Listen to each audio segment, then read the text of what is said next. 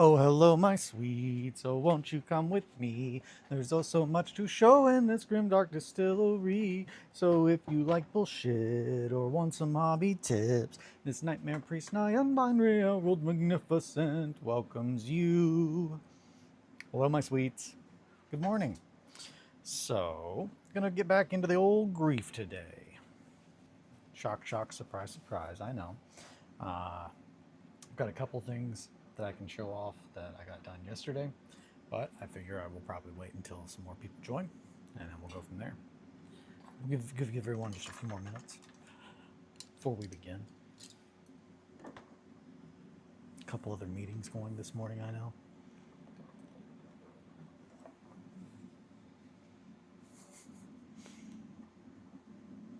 Okay, I'm gonna have a sip of coffee.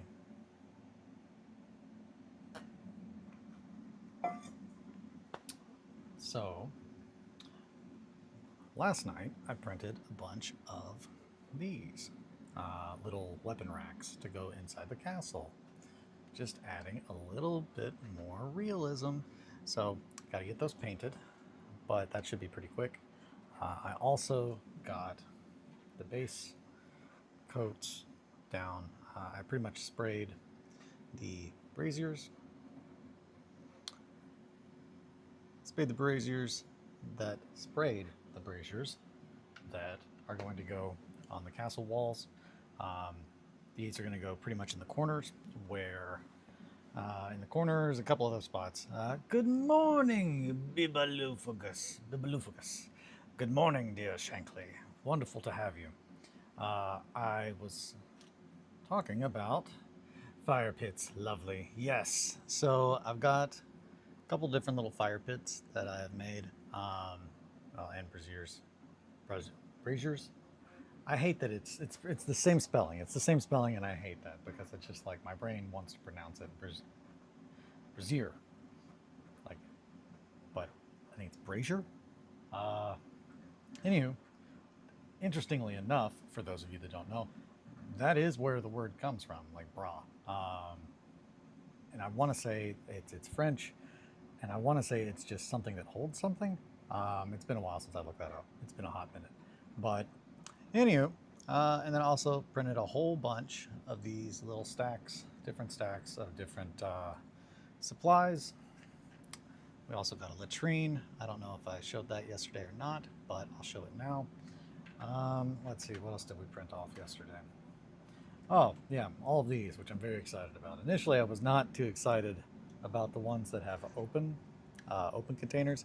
However, this is going to be great because we are going to paint that like it's a bunch of rotting food. Same thing with the grains. I really want to, these are grain barrels. Like this is how grain was stored. Typically they would cover it in like a cheesecloth. That way you could still breathe. That way it wouldn't go bad. Obviously all of that is gone bad during this plague. So we're going to be doing that. I don't know if you guys were here whenever I was showing these, but I printed these out last night. There's a couple different ones. But these are weapon racks to go along the castle walls and parapets, just to add a little bit more realism. And here we have some that don't have anything on them.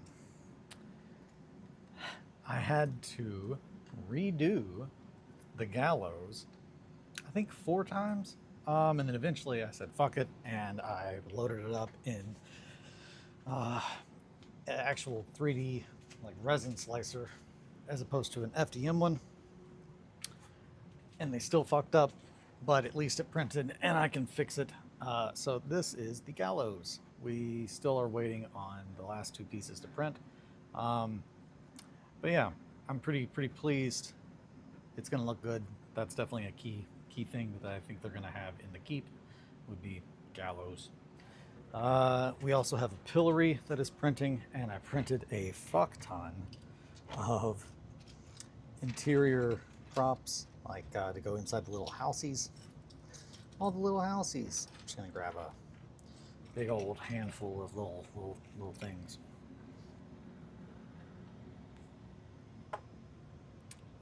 And I know Grebo and Greblin. Nope, just Greblin. Greblin is going. He is printing some the well a wanted sign, like when you roll up in town, you're like, man, I need to make some money. Are there any delinquents that are wanted?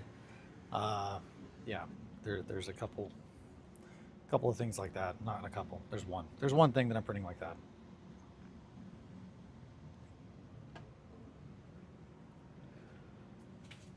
So, show off these little bits. We got a bed. Got some bookshelves. Did not really mean to print it with books on it. That's okay. Because I also printed off a regular shelf. And a little cupboard. More boxes. Instructions unclear. Proceeds to trace a small child. I am the delinquent. Exactly. Yeah, the gallows, it fucked up on one of the supports, like underneath, like the actual support rod, not the support that you would support a 3D model with, but the support brace of the gallows themselves.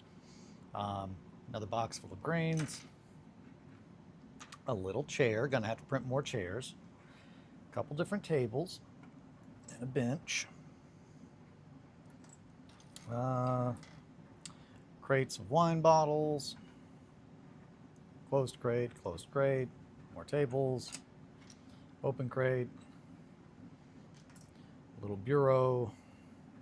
Yeah, just little interior stuff to go inside of the houses. More sacks of flour, grain. So yeah, so gonna get those painted. Gonna paint them very quickly. Probably gonna be doing oils. I thought about doing that this morning, but I figured you guys probably want more grief. I think we all want more grief in our lives. But that is why I painted those brown, because, well, I primed them brown. These were all just spray painted brown with Rust-Oleum, because it is now sealed, so I can use oils on top of it, and it will knock off a whole bunch of time.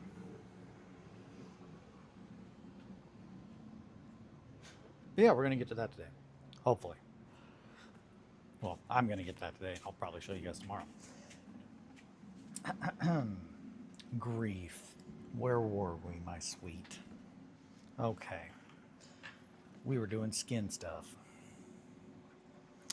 Got our handy dandy brushes. I think this is still, yeah, it's still wet. Gotta make sure you touch it. It's the only way to check, know for sure. It's the only way to know for sure. This morning, oh yeah, actually, I didn't show the other things that I did. I'll do that before I show grief. So, I think I showed this yesterday, but after realizing, good morning, possum. Also, Roz, I'm not sure if I said good morning, good morning, Roz, but good morning, Roz. Glad to have you all here. So, due to it making a square, we had to make sure that the corners also fit, even though they're supposed to fit. They are not. This square is not the same size. It's not an equal size in relation to the walls. So in order to possum come to Kentucky for the weekend, exactly, come hang out with us, have a great time, go to the old bourbon brawl. There's something in here. I don't know if you guys can hear it. Yeah, you can definitely hear that. Gotta hold it close to the mic. And that's just going to be a thing, because there's no way in hell I'm going to try to figure out where the hell it is. I think it's in here. I think it's in this hole. But yeah, so I've glued these together. But pretty much I cut the wall in half, and then yesterday I was just pretty much filling in the seams. This one I actually got filled in with epoxy sculpt, so I'm going to, and then this and the other one, I filled in with aluminum foil, because trying to do the first one with epoxy sculpt, I realized, man, fuck this. This weekend, but it's the Slow Death Games Fest. Oh no! Well, you gotta choose. Oh damn, yeah, do that. Yeah, I feel you. But yeah, I'm pretty pleased with how this has turned out. I still got to add like a little bit of grit in there to good morning, Mowgli. Good morning, my sweet. Good to see you. But yeah, pretty much just filling in those spots. That way it looks like it is more in line. And then I don't think I had this done yesterday, but because we are going to have some shit going down in this tower, specifically, I know a couple of different people are held captive inside them. I wanted to make sure that we could actually fuck around in there.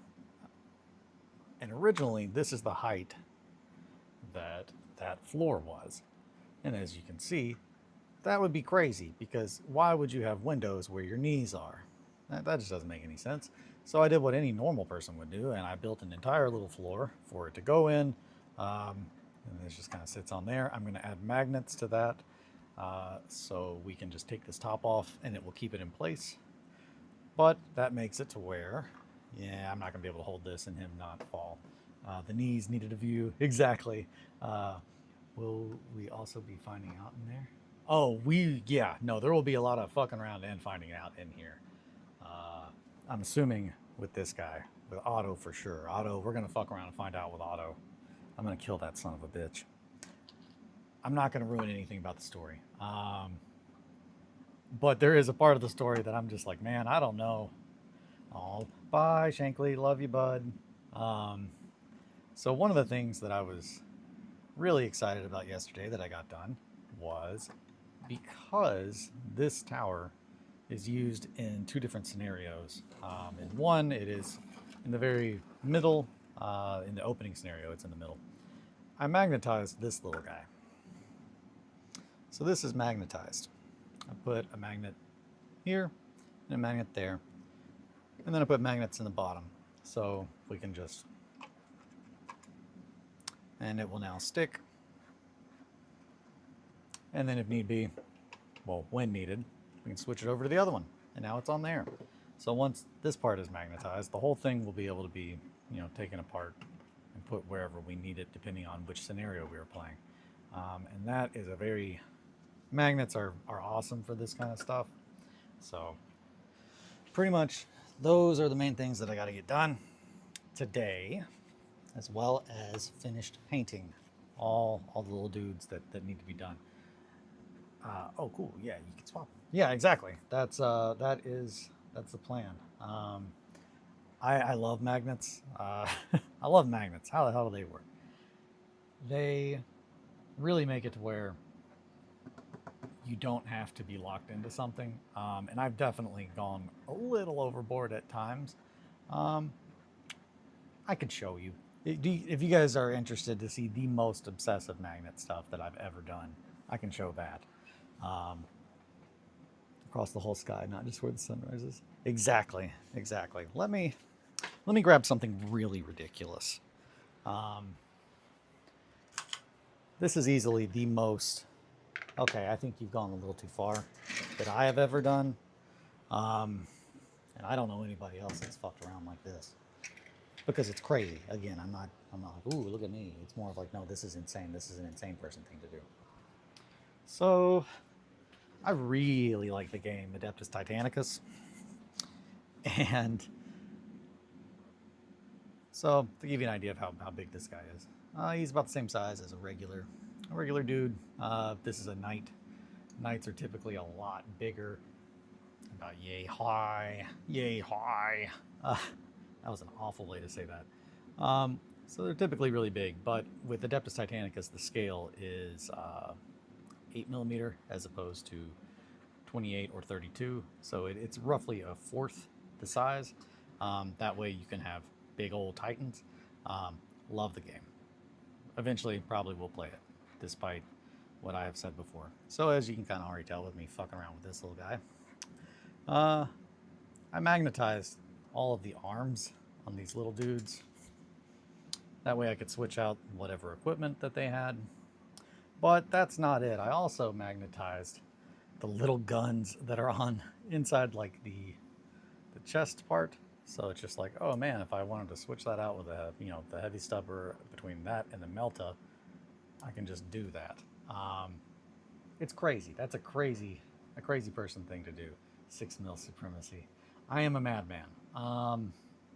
Between this, I don't know. I still think like the other kind of crazy shit that I've done, like making little syringe fingers. That's probably a little crazier, but this is definitely the craziest thing with magnets I've ever done. And it's not just this one. It's like all of my Titanicus shit. Uh, I have a lot of Titanicus stuff, enough for 2 people to play because that's the goal. So yeah, with all that said, I guess we could get to the old griefy boy. Griefy grief.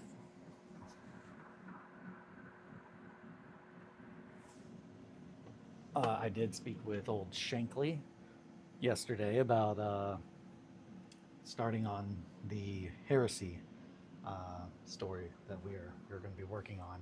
So I've got some ideas, which I can go ahead and show. I can go ahead and show at least some of the models that I've already got done for Shankly stuff.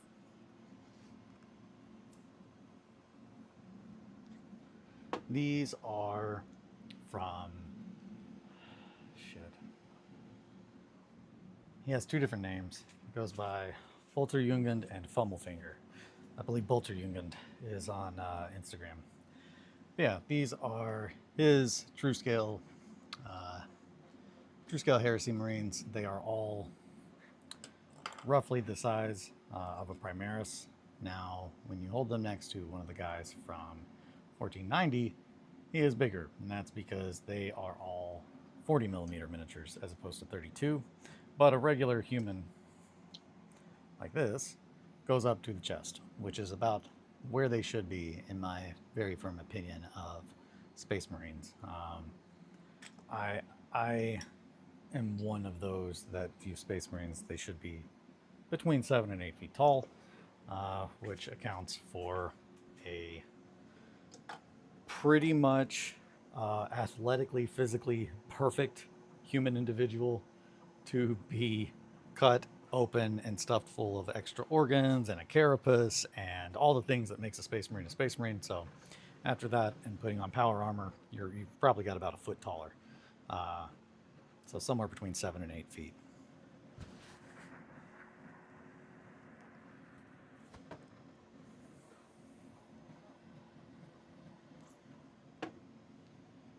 But yeah, I think that's all I've got really to show for right now.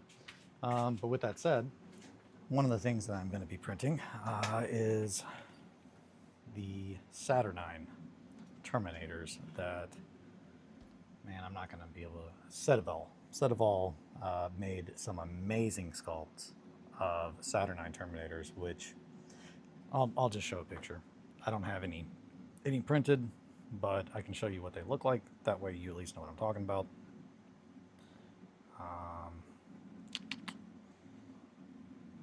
So I'm going to be printing...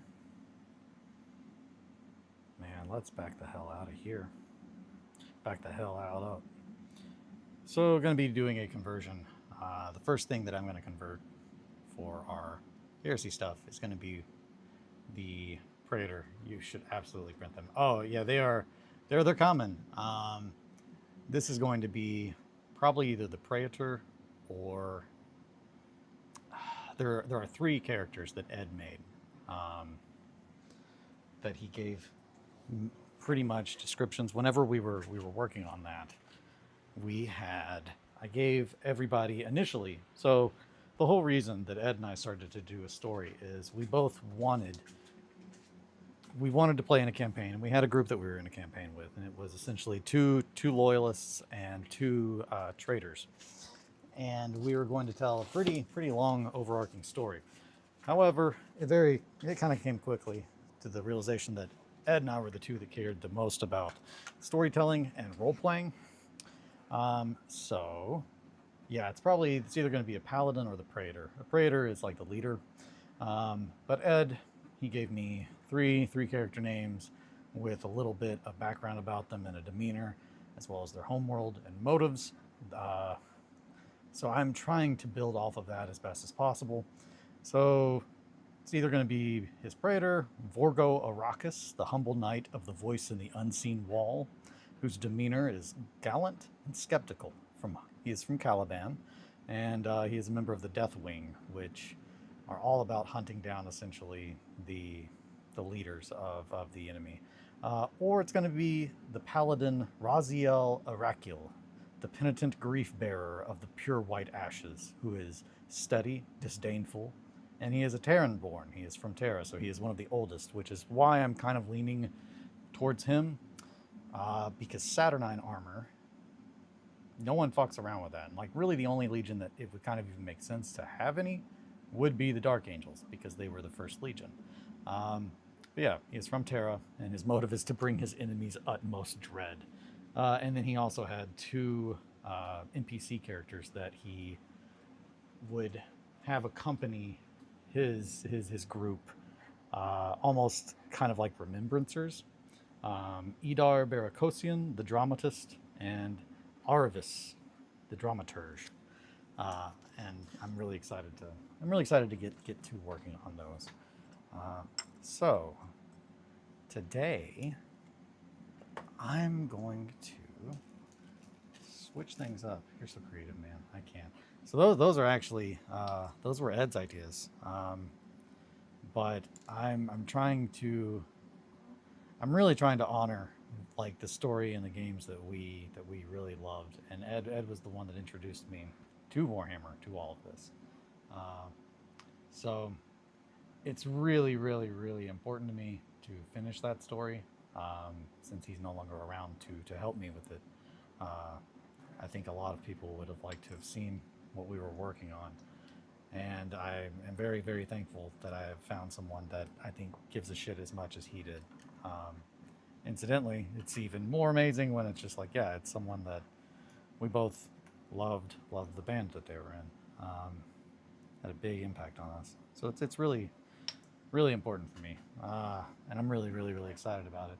I've got to finish the 1490 stuff, but I'm going to do something kind of crazy right now. I'm going to start putting a little bit of blue on here. And we're going to probably start around the chest. And that's probably enough. That is probably enough blue.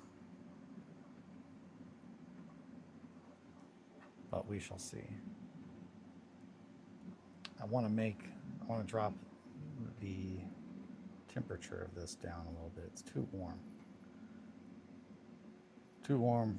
We want to get some cold in there. Kelly and I were talking about that yesterday, that she was like, man, it's a lot more pink than I expected grief to be.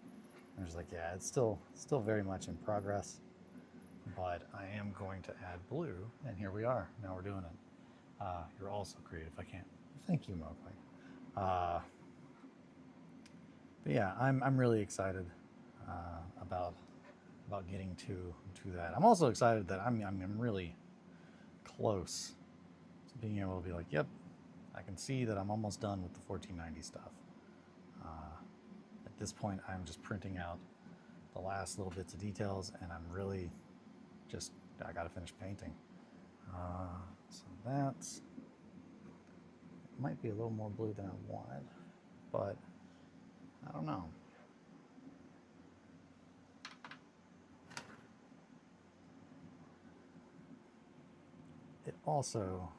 It might be something that I need to do a little bit later on, but we shall see. But yeah, pretty much the story of Flesh and Blood. That was the name of the campaign, of Flesh and Blood. Yeah, was a story about Ed's Dark Angels, who were absolutely not good guys.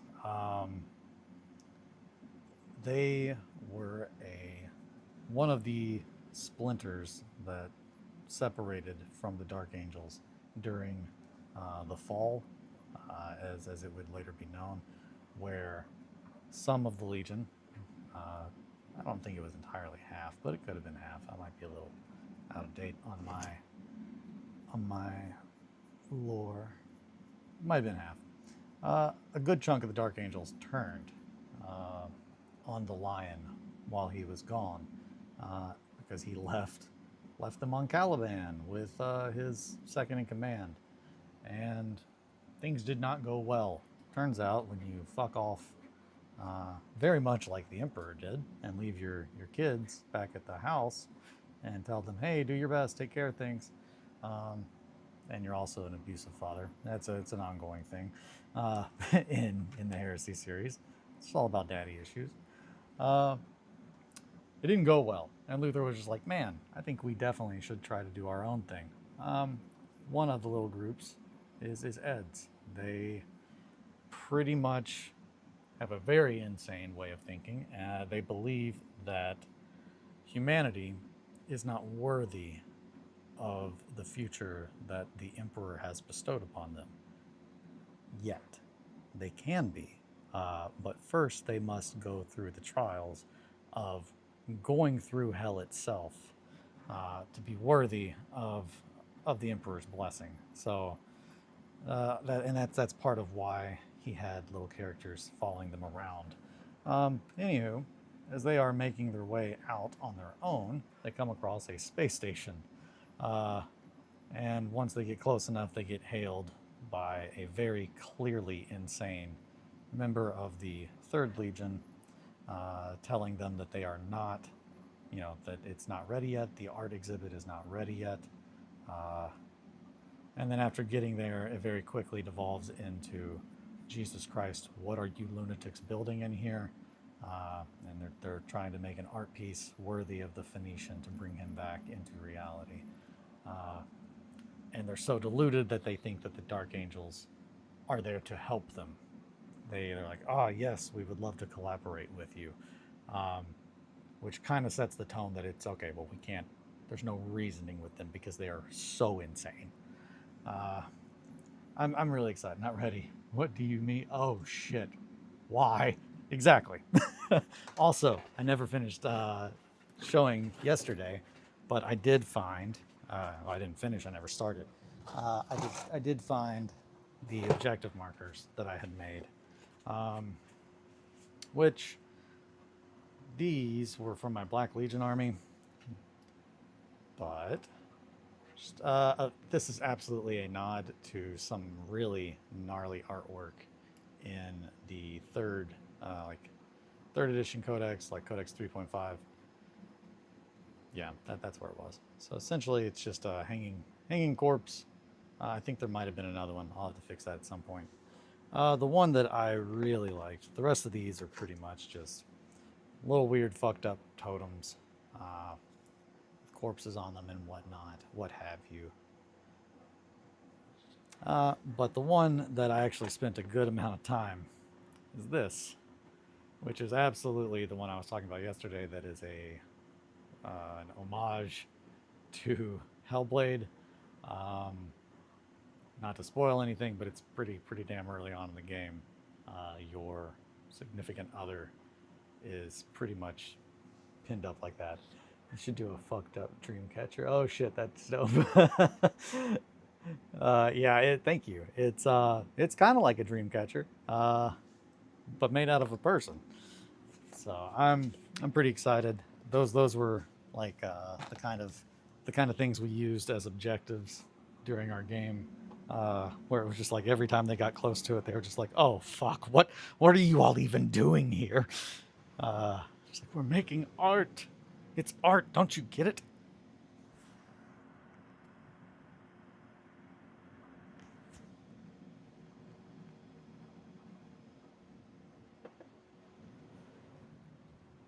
But yeah, I'm really excited. I'm really excited to do that. Also to get back into 40K or Warhammer, if you will. That, I don't know. I think I need to go a little bit more with the skin. Maybe even some very light gray to kind of bring this down. We'll see. We'll see.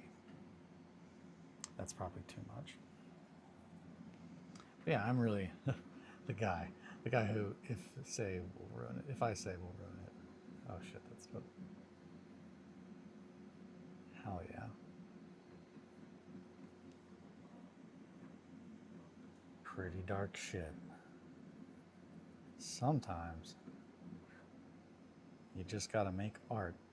And that's the only way that your dad will come back. and tell you that he's proud of you all. And if your dad likes really fucked up art, that's kind of what you got to do, I suppose.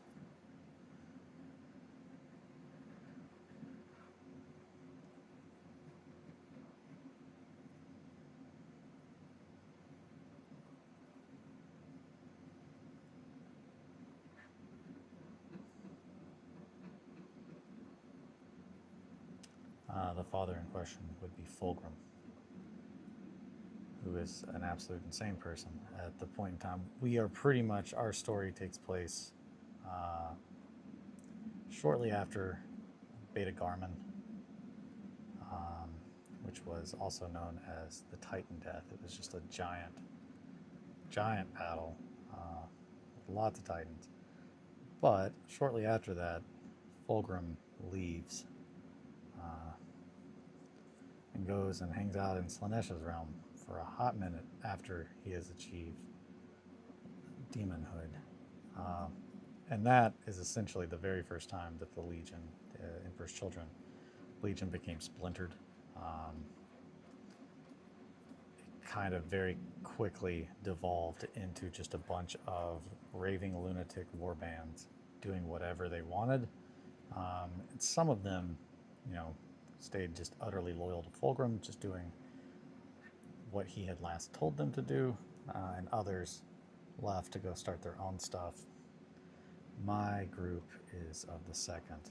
They fully believe that Fulgrim left because they were not living up to their full potential, and that they were not created for war, but to be artists. Seeking perfection in ways not like the other legions. They're crazy. Just a bunch of crazies. But I'm really excited to finish that story. It's going to be very fun. It's art! Smash cut to some Emperor's Children finger painting with gore on a canvas of flayed flesh. Exactly. Texas Chainsaw Massacre was an artist. Exactly. Awesome. Your model of the city block is awesome stuff. I have not seen that. I will have to look. Yeah, no, pretty much exactly. The kind of art that Ed Gein and like the Texas Chainsaw Massacre, that kind of art, where it's just like, you're a crazy person. What have you done? Yeah, I'm so excited about. I showed my cacophony yesterday, and I'll go ahead and show I've not gotten the chance to use them yet, but it's coming. They're probably going to be one of the very first things that I work on painting for my Emperor's Children, because I have wanted to finish them for so long, but I just did not have the reasons. One of the things that I ordered from old Stuart Simple, and I'm hoping that they are not as much of a disappointment as the Black 4.0, but is a bunch of insanely bright pigments. Supposedly, the pinkest pinks, the brightest, pinkiest pink, greenest green, yellowiest yellow, and the loveliest blue. So it is going to be just a smattering of just obnoxiously bright colors and gore and shit and other bodily fluids painted all over them, because the cacophony are truly the most insane of all of them. They are what would eventually become noise marines, which is damn near most of the Legion by the time we get to 40k. They're all so utterly jaded that only the most extreme things register for them, including color. One of our Black Crusade campaigns, we had one of our players was the Noise Marine. His name was Vortog, and he was blind. He essentially had to use echolocation to see, and that was a very fun. That was a fun character. One of my favorites, I think, from our games. Pretty much any time that there was something that needed to be done, they would have to kind of wrangle him, because every time they turned their back on him, he was pretty much rearranging bodies into like unholy artworks. Uh, and then I think my favorite part was one of the final like big bad bosses that they ended up like taking on.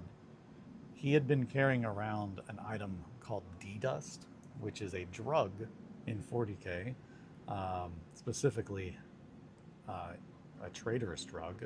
It's made from the ground bones of demons, and I think the funnest part about it was the amount of time that like the whole campaign, everyone was just like, "Man, are you gonna use that D? You gonna hit that D dust? You gonna do that D dust?" And he was like, "Nah, I'm saving it. I'm saving it." So we finally get to like what's clearly the final boss, and he's just like, "I'm gonna do the D dust," and he does all the D dust, and then commences to just fall over and spasm and vomit all over himself for the entire fight. It's like, I'm doing the D dust. And then he rolls like, you have to roll when you use D dust to see what effect it has on you, and it can turn you into like a god, or it can utterly cripple you and you just kind of spaz out on the floor for a while. And that's what happened to him. And it was just very perfect. It just was perfect for the character. It was just like, yep, all right. I would still save the D dust. Yeah, it was just like, oh no. He's like, it's time. I've got to use the D dust now. There's no way we're gonna be able to beat this this giant demon. Oh no.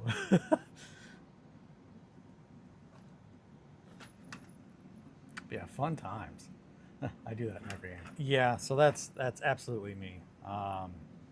Which I will say that my playthrough through Sekiro, I have really tried to break myself of that habit, and I utterly blame, I would utterly blame, lovingly, FromSoft for that, because they absolutely have given me too many items that I'm like, this looks like trash, but I feel like maybe I'm gonna need it to give to some random guy that I might meet later on, so I'll just hold on to it. And then you end up finishing the game and you're like, shit, I was supposed to do that, but he was in another town. Or I didn't get to that point when I was supposed to. So yeah, I absolutely get that. I just, at this point, I'm trying to not use other guides or anything like that while playing, just because I definitely want the experience. Played more Diablo last night. It was fun.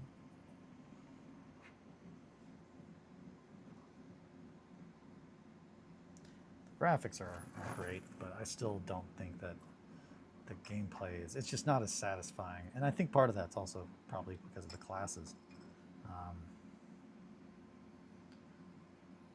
I don't know. I really miss the Crusader.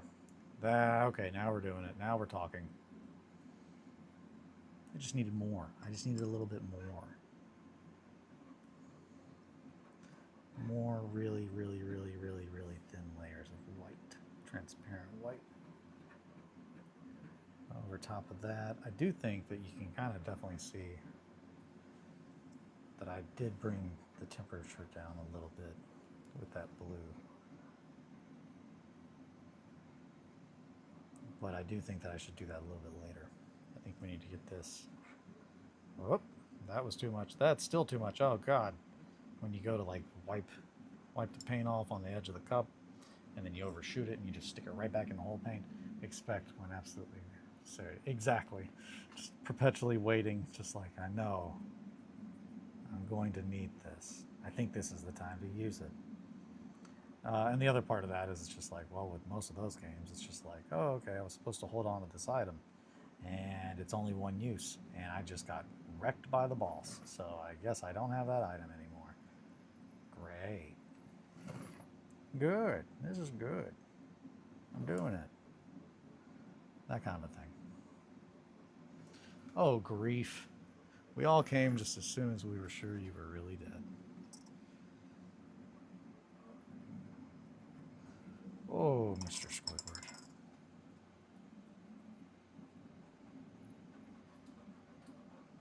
Always really liked that line because I was never sure if it was intended that they did not care about Squidward, or that they just assumed that when SpongeBob tells them something, that it's just crazy talk. And I think it could go either way. That's one of the things I love the most, is it's always kind of a little ambiguous how aware of how absurd SpongeBob and Patrick both are. Well, I'm not really sure what I could add at this point.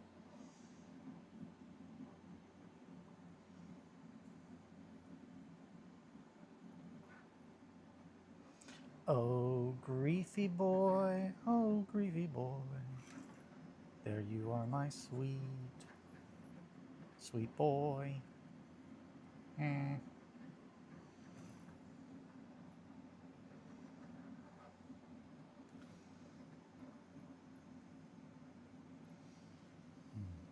Eli, if you do the podcast, will it be daily, weekly, etc.? What time would it be? I'm not sure. So yeah, we were talking about yesterday. Kelly and I were talking about horror movies, and I started to think, man, the amount of people that have asked me my opinion on horror movies is pretty high. And when I say my opinion, I'm also including my wife's, because we both love horror, and we both love it for different reasons, and that's one of the things that we both really like to discuss and like to think about and talk about. And our opinions kind of, they kind of intermingle with each other, and then we end up walking away with different takes from what both of us have noticed or said. So it just would make sense that we would do it together. Also, it would be a lot easier to have a reliable schedule because we live together. But it would probably be, at max, probably weekly. It might even be a bi-weekly thing, just because I don't want to try to pressure her into doing more than she wants to. But yeah, we were discussing our love of horror, and specifically The Thing. We were talking about The Thing yesterday, and why The Thing, and also just we were discussing where our individual loves of horror came from. And it's very funny because, like, we were talking, and just like, I think most people will assume, I told her, I think most people assume that The Thing is my favorite movie because of the practical effects. And while they are absolutely amazing, it's not it. Like, that's not why it's my favorite movie.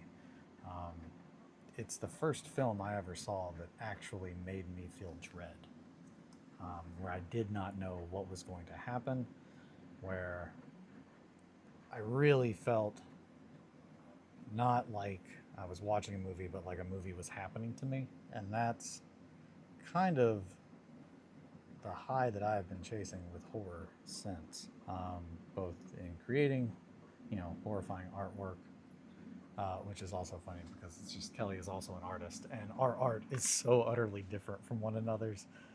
Kelly does a lot of pet portraits, but if she is doing something for herself, it's typically a lot of floral stuff. She likes to make very pretty little floral drawings. They're always amazing. Or animals, but nothing really ever horror related, which is very funny because our house is just riddled in horror stuff. Just aesthetically, we both really like it. So grief isn't a pet portrait. Grief is not a pet portrait. It is kind of a self-portrait. Oh man, that made me think of, so we were also looking at our list of we have an ongoing list of band names. I don't know if you caught my message, but I said, why stop at horror? It could be all movies and come up with a neat name for it with intro and outro. Yeah, that horror podcast would also be great to have guests on. Exactly, yeah. So I spent like 5 hours yesterday painting walls for 28 million. Hell yeah. Sorry, there's a lot of stream in there, or a lot of comments. So yeah, I think we wanted to stick with something a little, because initially I was just like, hey, why don't we do a podcast about horror in general, as a genre of art, not just film, because we both utterly love horror video games, and horror lit is one of my biggest things. Kelly also enjoys it, but not as much as like she enjoys, I think, watching or listening to say like true crime stuff. But horror literature is one of my utter favorite things. Um, and I think that has to do with because again, I think so much of film, once you show the thing, it can only be so scary. Uh, but yeah, we were discussing that, and we were looking at our list of band names slash boat names, which we have an ongoing list of that we keep track of. Just good names for bands, good names for boats. And whoo boy, I forgot that I think the last one that we came up with, and I cackled, was I want to make sure that I say it right. Uh, fuck me, it's good. Uh, Emotional horseplay, which I need to explain, but emotional horseplay would be if you have an emotional support horse, except the emotional support horse is not an actual horse itself. It's just someone that is really into horseplay. So it's just a person pretending to be a horse, but they're your emotional support animal. And that's a terrible name for the podcast. But as soon as I saw that, I could not stop laughing about it because I completely forgot that joke ever popped up. But yeah, and that's a fun, weird joke for you guys this morning. I don't remember why that popped up.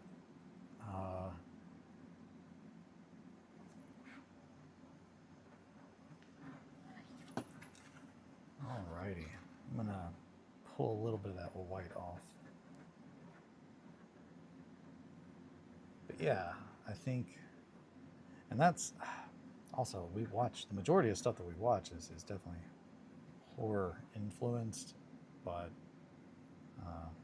and Kelly's whole reason for The Thing being her favorite movie when we met uh, was the practical effects. She grew up with, the really bad, in her words, the really bad CGI effects. So finally seeing a movie where practical effects looked really good um, made it a very big impression on her. And it absolutely is the case. But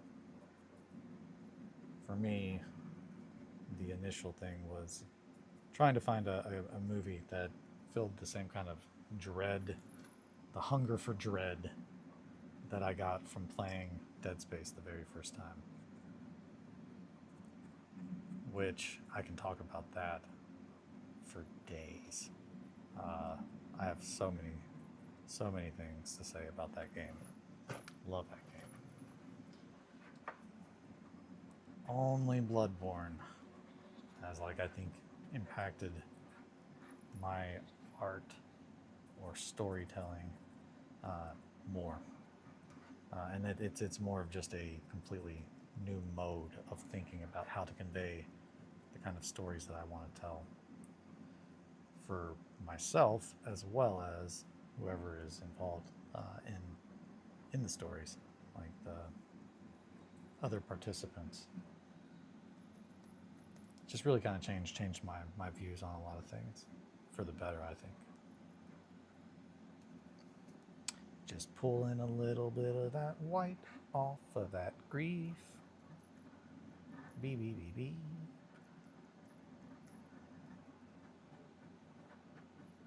I'm pulling a little bit of black off there. Don't want to do that.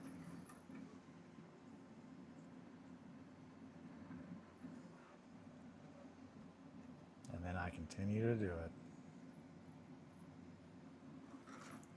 Yeah, the blue that I put in there, you can definitely see it, and I definitely think that was a good call. Ba-da-ba, ba-da-dum, bum, bum, bow. All right, well, I've talked a whole bunch and ranted about a bunch of different things. But that's what was going on in my head. And no, I did not see the message yesterday. Sorry about that. I'm typically will pop in, I'll say something, and then I close out of my phone because I try to not be on it all the time. And man, oh man, it's hard to not get pulled into scrolling through something of some kind. Whether that be Discord, Instagram, Reddit. It's very hard to get out of the hole once I've fallen into it. But yeah, I can definitely shoot that idea with her. I think she definitely thought that we should have a very focused, that way it doesn't just kind of turn into rambling. She's typically better about that kind of stuff than I am. I'm a rambler. I was born a rambling man.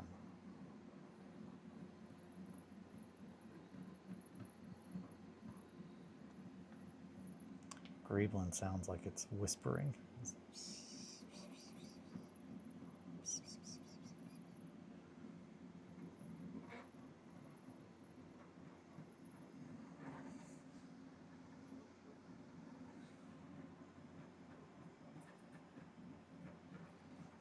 You're good. I do the same. That's why I asked if you had seen it. I didn't want to repeat a question you've already answered. Oh, yeah, no, I appreciate that. Thank you.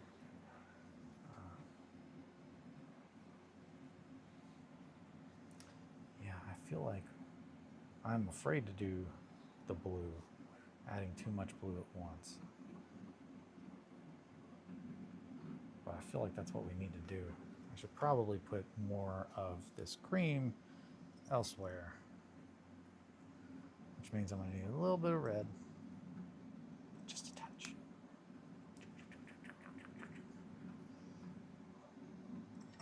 Just a touch. Get that on old Grief's arms. I could drop it like it's hot. Let you guys get a little bit closer there. Nope, no I can't. That's as low as it goes. Oh wait, maybe. Haha, we can get closer. That's as low as it goes.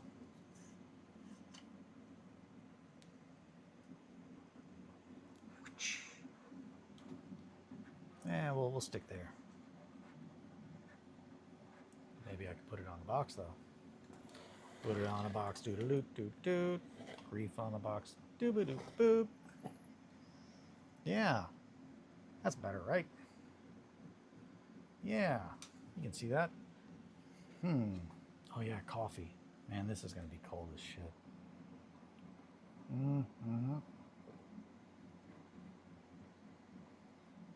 Not great. Pretty cold. I goofed up. Let's put some white on there.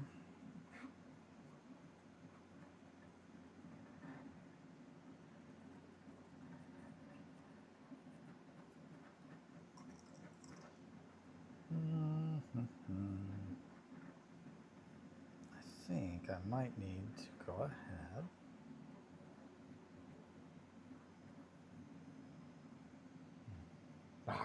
Exactly. Just gotta drink all the coffee.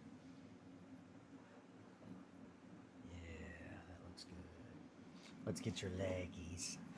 Oh boy, look at these leggies. Now those are some yellow legs if I've ever seen them. Gotta get a little red on them. Gotta get a little red on those legs and on that butt. Grief butt. Bow, bow, bow, bow.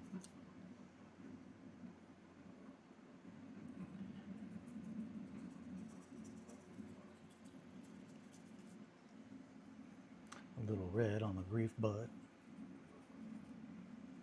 Oh my gosh, Grief, you are gonna look awful. Awfully smashing when you go to the party. There we go. Yeah. That's what you needed. Just a little bit of mineral spirits to really help get all that red where we want it. Grief butt.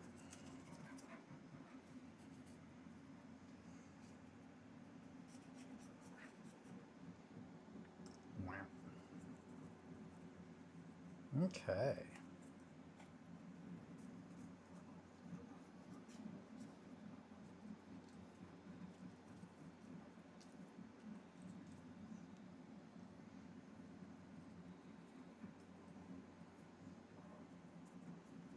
These little feet. Gotta make sure we get those piggies. Grief piggies.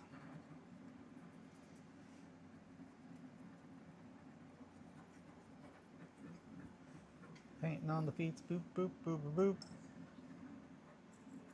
How was your all's day yesterday? Hopefully you all had a good one.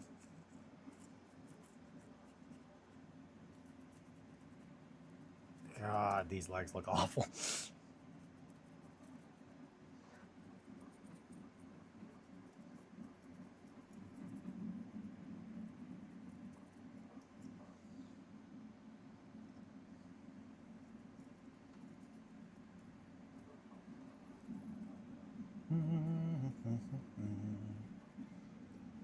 Gotta get some on the piggies.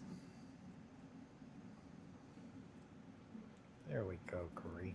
You silly. You old silly so-and-so. A little more red.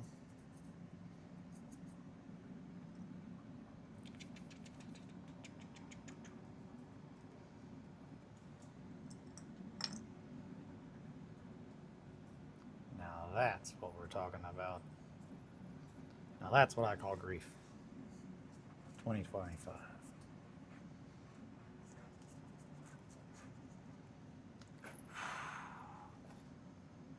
Almost. You almost got away from us.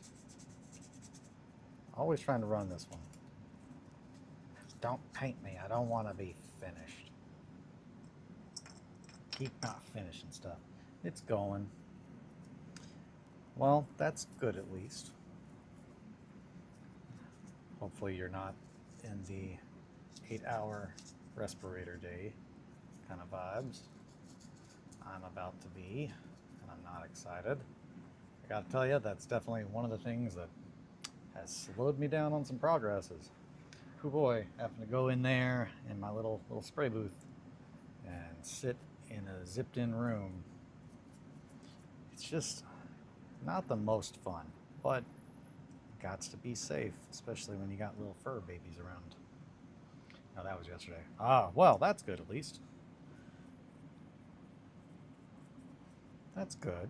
Well, man, it's not good that you had to do that, but it's good that you don't have to do that again today. Positives. Gotta stay positive. Like when that nail came out, it's just like I could get upset, or I could just accept, yep, nails are gonna come out. And I'm gonna just have to deal with that when the time comes.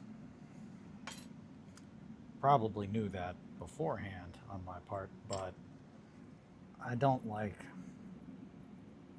painting things and then going back and then having to rebuild it or trying to do stuff in between if I can. I really prefer to finish the whole model and then start painting. But sometimes that's just not in the cards, you know. Aha.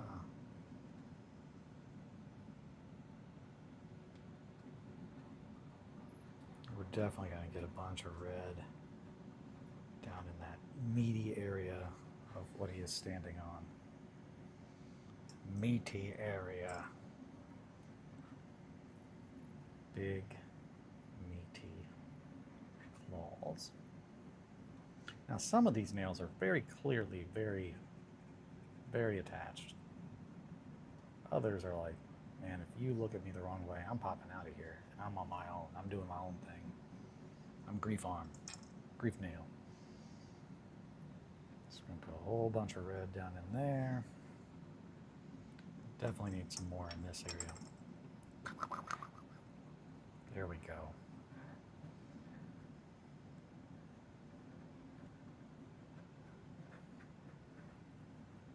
Griefy, griefy, grief. Grief, grief, grief. Everybody loves grief. When he shows up to your party and he brought a birthday cake, ice cream cake from grief.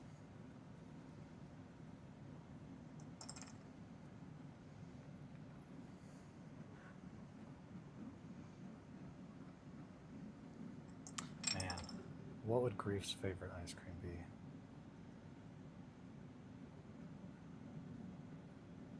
What is the flavor of sadness?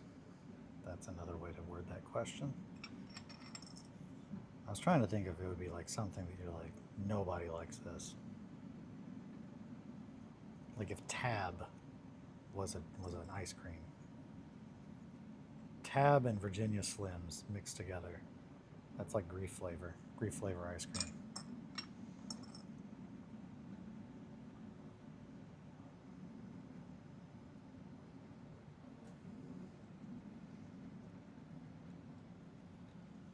My day yesterday was full of shrimp. Oh my goodness, that sounds wonderful.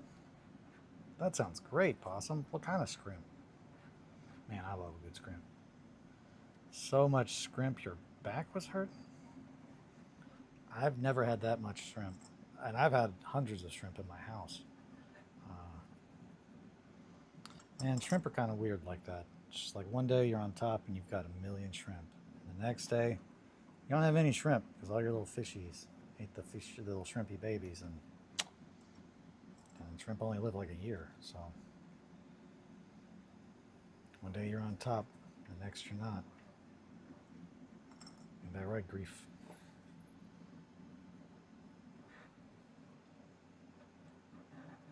One day you're the Little Mermaid, son of a bitch. One day you're the Little Mermaid, and the next day you're just Grief.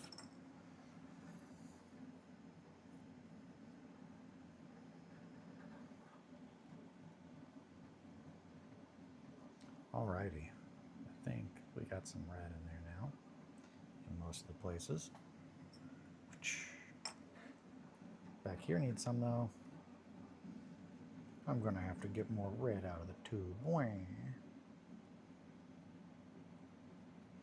Alright, on that note, I think it is bathroom time.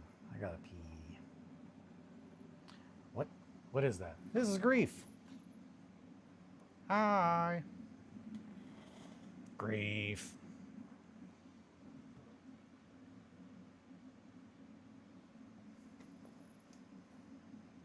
I'll zoom in a little bit more. This is Grief. It's a big old demon. It's a pretty complicated explanation, but and also hi, Mr. Boone. Welcome. Good to have you. Grief is a work. It is the easiest way to put it. It's my physical interpretation of grief made manifest. That's probably where we'll leave it. It's a very long explanation, and I gotta go pee. I'll be right back. Thank you. If anyone else in chat wants to share anything about what grief is, you're more than welcome to. Thought it was a shellfish, lol. No, it's a very long body dragging itself that has been degloved or dejacketed. And everywhere it steps, it gives birth to new monstrous demons. I will be right back. I gotta go pee. Enjoy some musics. Be right back.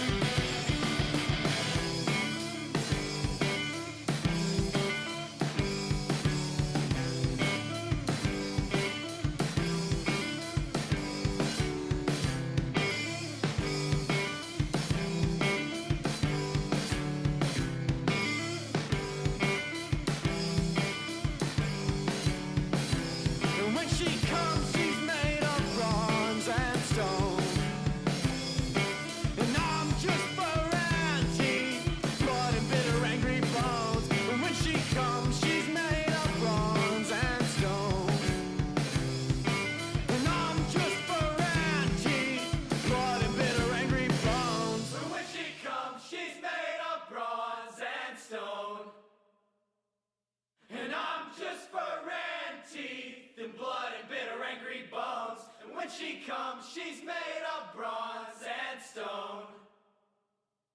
And I'm just fur and teeth and blood and bitter angry bones.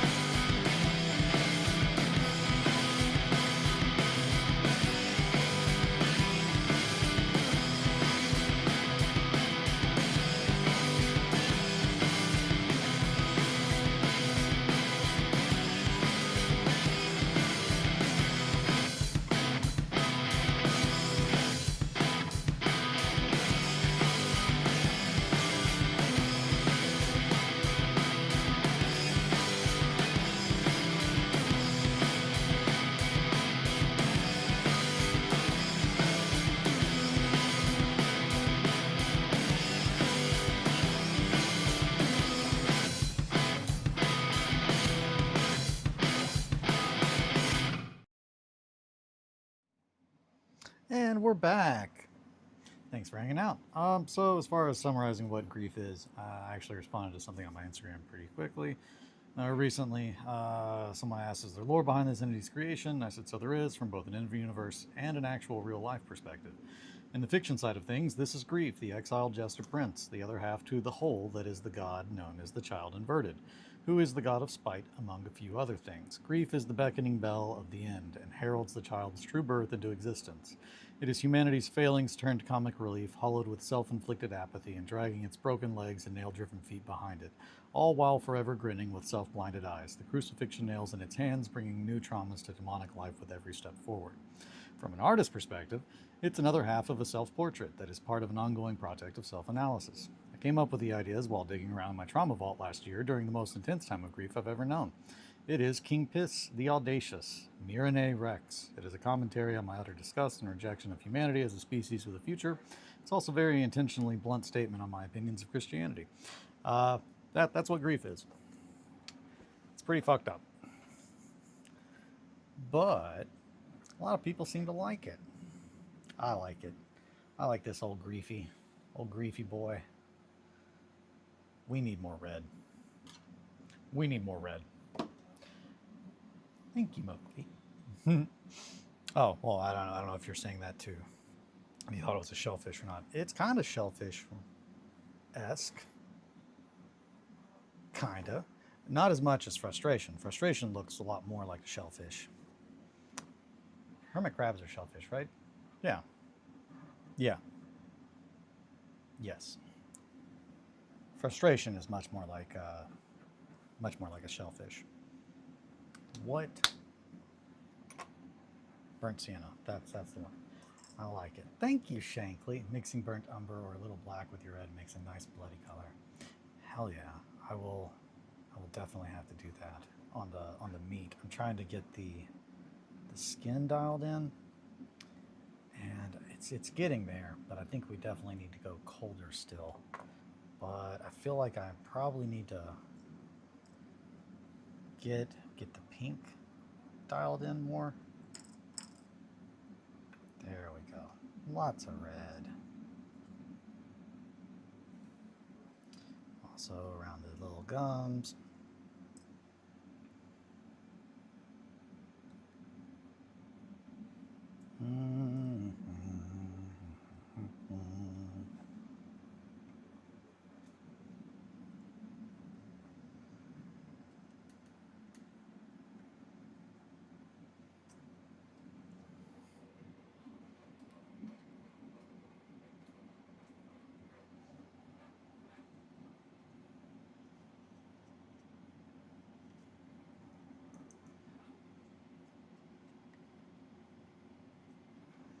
Grief, grief, grief, grief, grief. It's time for the grief. Get those pickies red. You need some red pickies.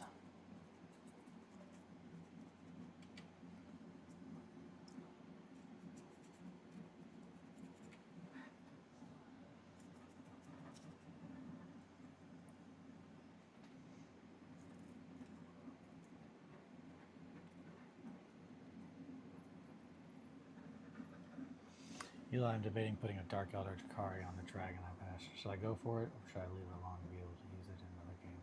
I need help with this decision. Man, it could go either way. So if you put it on there, like, what would it be used for if you put the Dark Elder on there with it?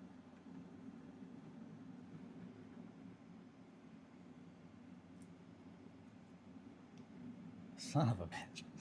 Where'd that nail go? I don't even know where that nail came from. Where did that... What the heck, grief? Quit telling jokes. Grief. Is it in my... No, okay. Aha! I don't know where. 1, 2, 3, 4, 5 nails for the grief. Yeah, if so, it would be used for my weird Jakari thing, so nothing but my own satisfaction, really. Let's see. Let me pull up a picture of it. We'll take a peep. Get a little bit more red on here, and then I'll do that.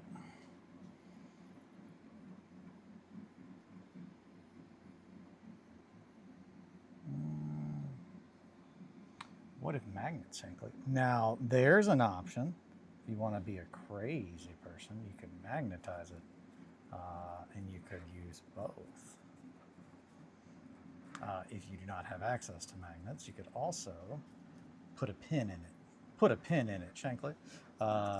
Like, pretty much pin it so the rider could be removed, and there's just like a hole or another part that you could replace on top to fill in whenever you're not using it with the Jakari. You don't have to magnetize it. You could just use like a little... It wouldn't be as stuck, though. But magnetizing would definitely make it to where you could do that with both. Like my homies in ICP, I have no idea how they work. They're dangerous, I'll tell you that. I have a brief understanding of how magnets work, but not like a true understanding. And again, it's mainly based on what I know about them from like pickups. From an RF standpoint, magnets are a piece of metal that have been charged typically by some form of electricity being ran around them. But there is also naturally occurring magnetization. Dang, I have a walk and I'll be back in 15. Yeah. No worries. Let me see. I just saw that yesterday. Shankly. So, this is the dragon in question.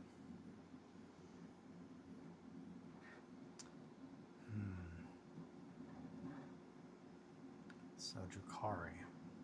what did Dracari have? Like Talos paint engines, Chronos. Oh, a grotesque. It could be a really big grotesque. I don't know. I think a Talos is probably the closest thing though. Yeah, no, it's fucking sick. Very, very rad. Very rad, Shankly. Honestly, if you're wanting to make it like a mix with the Dark Eldar, my vote would be to try and convert it into some kind of counts as Talos, like a paint engine. Paint engine that's more meat than machine, which is there's a lot of the paint engines. Man, I love the Dark Eldar. The only reason I have not really done anything with them is just because it's really very similar to Slaanesh. Very Slaanesh things. Essentially, it's just like, hey, how do you make a god like Slaanesh? Well, you do stuff like the Dark Eldar do and keep doing, even though if their actions gave birth to a god. I also really love the idea that they are pretty much buying time. Everything that they do feeds Slaanesh, whether they want to or not, and they essentially are doing it as an exchange to keep Slaanesh from eating their souls, since their actions gave birth to the god. Dark stuff.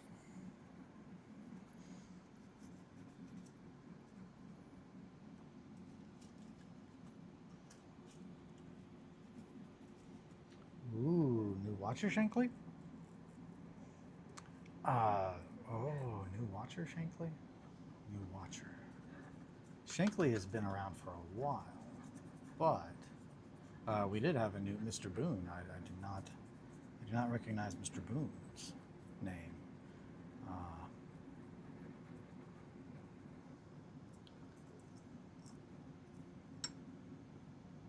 Oh, or do you mean the walk-in? I get it. That yeah. Well, I mean, you got a walk-in. Might as well make them watch this. Hey, I know you came here to get a haircut. Could I introduce you to some dark shit? Some real weird dark shit. Alrighty.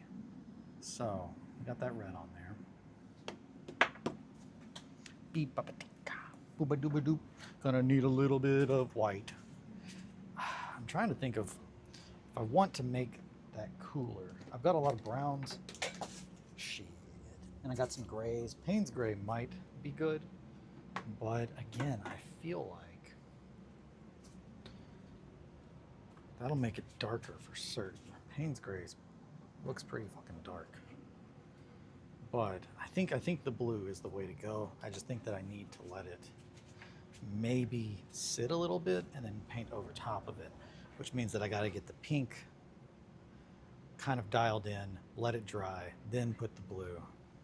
Because if I put the blue on there right now, I think they're going to blend. And I'm really trying to get the blue to look almost like capillary, like veins underneath. Which I was talking about that with Kelly, but the idea is pretty much the skin is kind of going to look like a bloated, drowned corpse. I think my exact words to Kelly were like, dead drowned girl, like you pull a drowned girl out of the lake, and you're like, oh my god, like very Laura Palmer-esque. But if also they were like, hey, check this out, and did a grief magic trick and like took off all their skin. That was kind of the idea.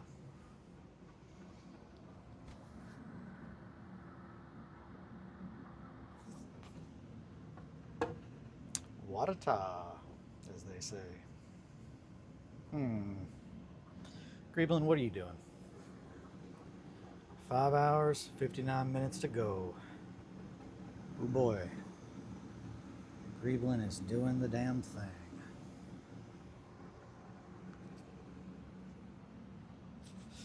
Oh my god, I've got so much stuff to paint. I gotta paint that dog. I am gonna do a pet portrait. Color theory. Yeah, a little bit of color theory. How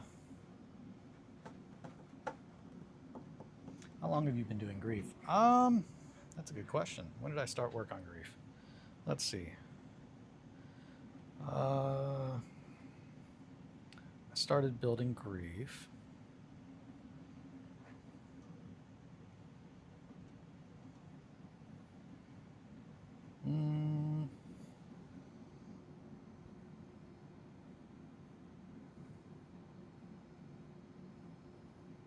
Looks like August 18th.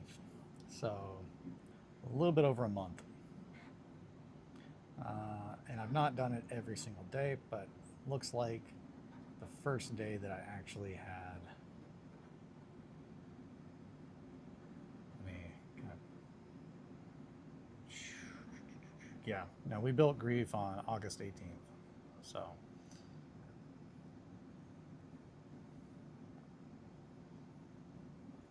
yep, just yep, pretty much you can see on August 18th upstream. Oh wow, welcome to the world. Exactly. Oh, grief. August 18th is Grief's birthday, apparently. I gotta get, yeah, one of the bells fell off, so I'm gonna have to glue that back. But August 18th. Does not feel like it's been that long, but 2 hours for about a month every day. It's not too bad. And now we're here at painting. It took a long time to finish, but I definitely spent a good amount of time working on the awful little things on the base. I'm gonna get some of that black off that tooth while I'm looking at it. But not all of it. So we definitely want it to look very much like it's just coming out already kind of a jacked up cavity filled tooth.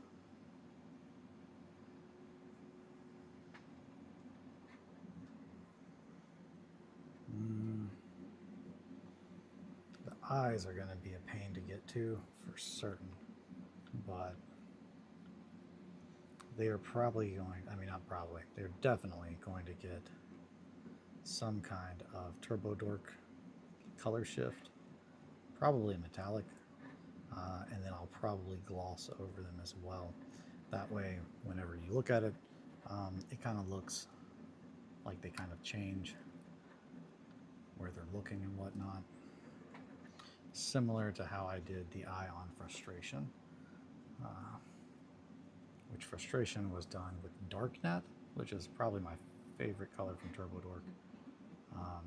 It's what I picked up to use on my Emperor's Children to give them a very abyssal deep sea fish kind of look.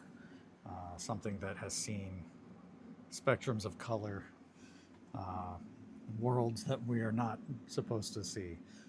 There we go. That's looking better. Yeah. Just needed to get that blended in there.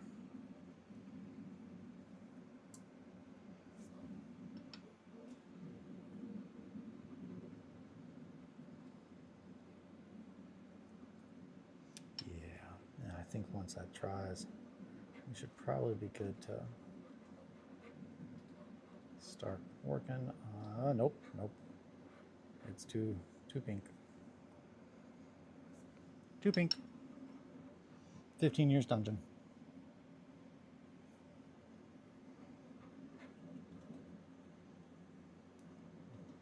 Your fingernail came up a little bit, Grief.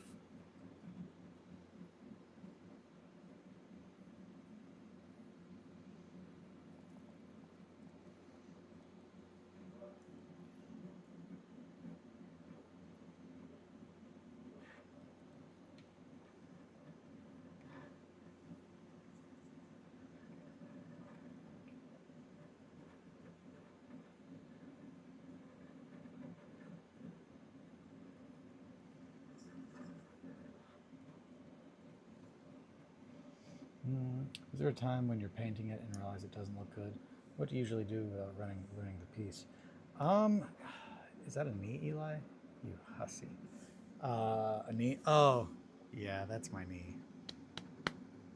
I like to sit kind of crisscross applesauce. Oh, possum. Always calling me out in my hussy ways. Uh, yeah, there definitely is a time in which I'm like, man, I have fucked up and I'm gonna have to do something else. It's typically now with oils. Oils are definitely different though, which this is all being done with oil paints. It's a lot easier to fix things with oils than it is with acrylics, at least for like how I like to paint. With oils, there's just so much more time to fix things, and being able to add it really is just as Shankly put it, um, it's addition and subtraction. Just until you get it the way that you want it to look. Um, Once the oil has dried, you can pretty much take mineral spirits and kind of remove everything on that top layer that's still wet. But I might need a little bit more white. Uh, yeah, but essentially, in this case, if I really was like, man, I have messed up and I need to go back to where it was like when we started this morning, I could just take mineral spirits, rub it on there, and just kind of wipe the whole thing, and then we'll be back. But I don't think we're at that point yet. Now with acrylic stuff, with acrylics, it's a lot more complicated because then you get into, well, do I need to strip it? What do I need to do to fix that? And it's a lot easier or harder to get back to where you were unless you have varnished it. And if you have varnished it, which I typically do at random, not random, but at specific intervals while working on things. Prime example would be my 1490 Doom Company. I pretty much did the base colors on these guys, and that's it. I stopped there, and then I glossed them because I know that I'm going to be doing a lot of weathering and the detailing, and I wanted to make sure that if I start to mess it up, I can go back to here. But these got a little bit of oil on there. Yeah, that's why they're very glossy. They're very glossy because they need that coat on there of varnish to let us go back to this if we want to. And also specifically because these were painted with acrylics, and you have to varnish before you go to oils or weathering enamels, which I use a lot of. Let me grab something that I've got on hand that I've used a lot of weathering on. Yeah, so older model, but it definitely serves the purpose. So as far as weathering, all of the weathering on the back of this cloak was done with enamels, which I'm a big fan of, and it is definitely kind of glossy because it's supposed to be wet. But all of that was done with enamels. I'm a big fan of enamels. I think there actually was some oils in between there too, as far as the rust goes. Yeah, you can kind of see it. But yeah, everything else was done with acrylics, and then I get to the part where I start to weather it, and then I kind of like to do oils or enamel because it's just easier to manipulate. Acrylic, you just don't have as much time before it dries, so trying to fight keeping it wet versus needing it to dry fast. So there's definitely times in which acrylics definitely they dry so much faster. So that's why I painted these. Thank you. Yeah, I really try to. Texture is I think probably the biggest thing that I am constantly talking about. Actually, yeah, I can show this one too. Here's a newer model. This is a newer one that I did weathering effects on from my Visterian gang. But yeah, texture is the spice of life, as I have said. So I really try to make sure that I get that dialed in because it does so much of the work for us. Um, and adding little things to further the realism, it just goes such a long way. Um, yeah, this little backpack, a little hood. I made the hood out of, I think it was or the yeah the weird little hat mask I made out of aluminum foil, and then I took all of his robes, all of this group's robes are made out of the same kind of paper that Grief's skin is made out of, uh, which is essentially Amazon packing paper, the kind of cardboard paper that you get. I have many rolls of it that I have saved. Welcome back, Shankly. Good to see you. Um, so yeah, I try to put as much. I try to make them as realistic as possible, and add as much realism and texture. Is one of the, I think, most effective ways to do that for miniatures, and making sure that we are adding realistically scaled texture. It just everything that we do to do that will sell it as being real a little bit more. It's trying to get a little bit better. Zoom in on that skin so you can see all the modeling, MOTELLING, mottling. It's not one color, it's many colors. And that's, Kelly and I were talking about that yesterday, my wife. What do you use to seal the paper? Hey, Yuri. Also, hi, Yuri. I don't know if I said welcome, but it's wonderful to have you. To seal the texture or to seal the paper, I typically use either PVA glue, the Uno. I have a cup. It's awful. It smells so bad. I cannot stress enough how bad this smells. But this is just really sloppy, watered down white glue. The glue that I've been using, because I bought a damn gallon of it, is Titebond white glue. Once that's gone, I'm not going to buy any more, though. I think I'm going to go back to Eileen's sticky glue or craft glue. That's probably my favorite. My favorite PVA is that, and especially because it mixes very well with water. Titebond does not. Titebond does not mix well with water, so it gives us a very kind of grainy, chunky kind of texture, which in itself is good for certain things. But for if I need something to be very much only the texture that I'm trying to make, it does not really work that well. It also kind of leads to a bunch of gooping up in the bottom, and then you kind of got to scrape it. But typically, I will do all of the posing with wet PVA kind of soaked paper and a pair of tweezers, and that's kind of how I do the pulling. So this guy, make sure I'm in the focus. There we go.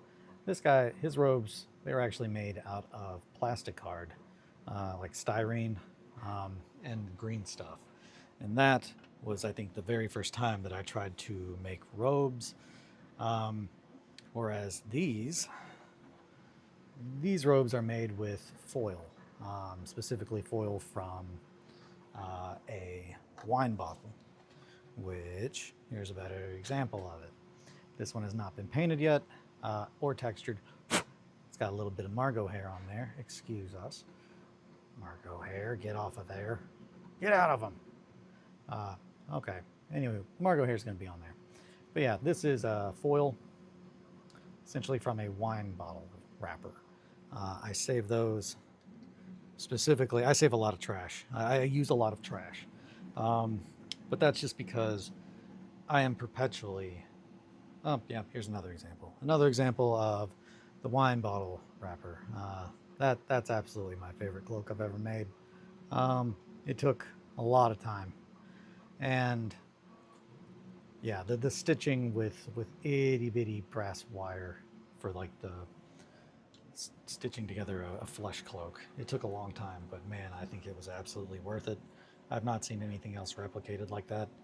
But yeah, depending on what kind of fabric I'm wanting to achieve, If it's not going to be attached to a model, these days I typically use the foil because it's easier to manipulate, and then I will lock it all in, whether it is paper or it is aluminum foil, typically with super glue. I will baste the thing in super glue, not thick super glue, it needs to be very thin, and then I will spray it with zip kicker to lock in that shape.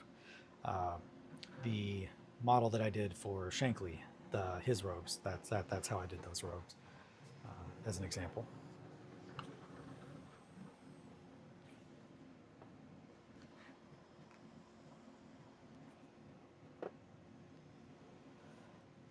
But yeah, trying to use real world pieces, like another example, the chain on this mace. That's a chain. That's an actual small chain, a jeweler's chain, if you will. I don't even remember at this point the scale that is. Um, uh, my cotton leader can attest to the magic of that foil. Thanks anyway. No problem. I'm very, very happy that you like it. There were definitely things that I wanted to do with it, that I did not. But then there are so many things that initially I did not plan to do. It's the first attempt that I have ever done at doing chainsaw teeth, more appropriately scaled, and I'm very happy with how they turned out, especially the cross bending of the teeth. I really thought that looked really good, very much like it would do the thing. There's just so many. Let me grab. I don't think. Yeah, Shankly. Now that you're here, I can show these. So we were talking yesterday about the Dark Angels that I've got, and I've got like about 40 of them printed up. But here's a few of them, and these are just, they're right around Primaris scaled, so they're about 40 millimeters tall. So they're about the same height as all the guys here from 1490 Doom. This I did not scale up, so that is a regular sized human. So as you can see, goes up to right about chest height, which would put these guys at right about 7 to 8 feet tall in universe. But yeah, I did not do too many conversions. It's just mainly I put together a bunch of Marines in Mark III/Mark II blend armor, because I was starting to work on stuff for Ed's Dark Angels.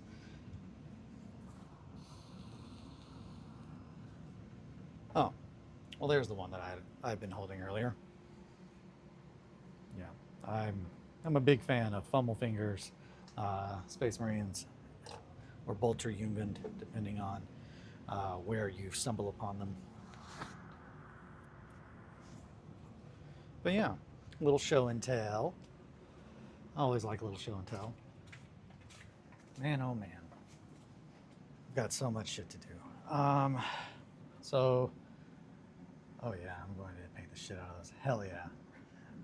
Hell yeah. So another thing of fabric that I love cheesecloth. Cheesecloth is one of my absolute favorite materials.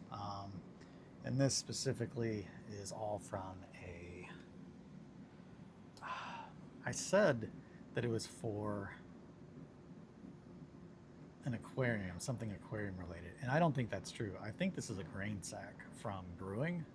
I homebrewed for a little bit, and this is one of the cheesecloths that was used for like drying grains, soaking them, that kind of stuff. That just kind of got gross, and instead of throwing it away, I kept it. But yeah, it looks like chainmail. So I think it looks a lot like chainmail.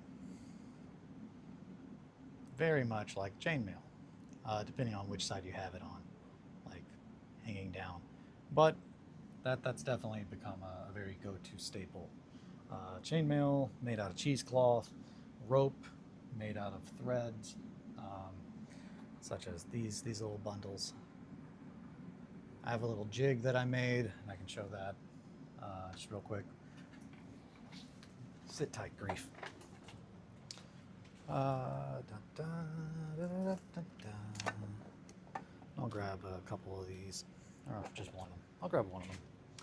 But yeah, this is my little jig that I made so I can make lots of little bundles of rope very efficiently and quickly. Essentially, I just start on one of these pegs and I do X shapes back and forth until it's the right length, and then I wrap it. You only have to hold the edge on this one for just a few passes, and then eventually there'll be enough tension naturally created, but you don't have to hold that.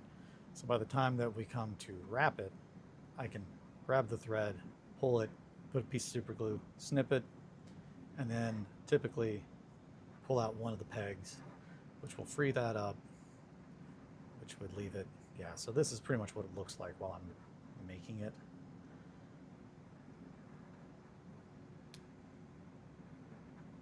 Once it's wrapped, pull the peg, and then I work this off of here,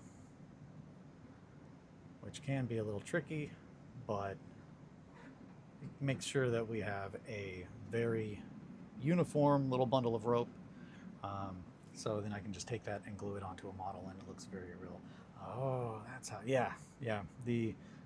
It's damn near impossible to make them any other way and then be like realistically sized, portioned. I mean, you can do it. It'll take so much time though. But making little jigs is one of the easiest ways to really increase your productivity. Yeah. Speaking of jigs, I needed to, yesterday when I was working on this guy, the little base, which is magnetized for those that were not here earlier. Magnets, how the hell do they work? One of the things that I need to do is go back and I need to cut more pieces of wood. These are coffee stirrers, stirring sticks. There we go, yeah. So whenever I was working on my Trench Crusade terrain briefly, before I was like, hold back, you gotta hold back. Everything was made entirely out of popsicle sticks because I'm a psychopath. And when I say, oh yeah, I'm a psychopath, no, I mean it. Like I bought thousands of popsicle sticks and I processed them. And that is where the vast majority of all the wood on the display 1490 board came from. Was just popsicle sticks that I broke the ends off and then I split them in half. And I did that for like a solid day, like 8 hours of just processing little pieces of wood to make proportionately scaled 2x4s. And then eventually someone was like, man, why don't you just buy some stirring sticks? And it just depends. These are thinner than a popsicle stick. They're about half as thin, which means it will not have the same kind of structure. If the thing that I'm building needs the actual like physical thickness to hold itself up, like in a real world scenario. But if we've already built the frame and this is just for decorative purposes, yes. Coffee stirrers are way quicker. The sound of my bare feet sticking to this pad is, I'm sure, unpleasant or very pleasant for some. I never know. I never know which side of ASMR I'm putting out this day, because none of it is intentional. I can't stress enough. I'm waiting for the day that I find out that I'm being recommended as an ASMR channel. I feel like it's coming at some point, and I just have to be mentally prepared for it. I don't know, when I think of ASMR, I just think of very specific things, and I'm like, that's not what I'm doing. It's kind of the whole, well, the part of me that wants to make a joke is like, yeah, I should do an OnlyFans, because that'd be funny. Like, oh, I don't have a Patreon, but I do have an OnlyFans. Nothing sexual. But then the thing is, it's just like, well, there's a lot of psychosexual shit. But, yeah, that's a bit for another day. It's just crazy, crazy, crazy all the time.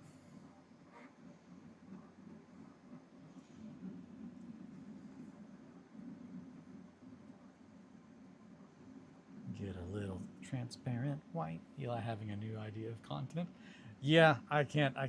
Eli educating us through whispers. Oh man, see that, and just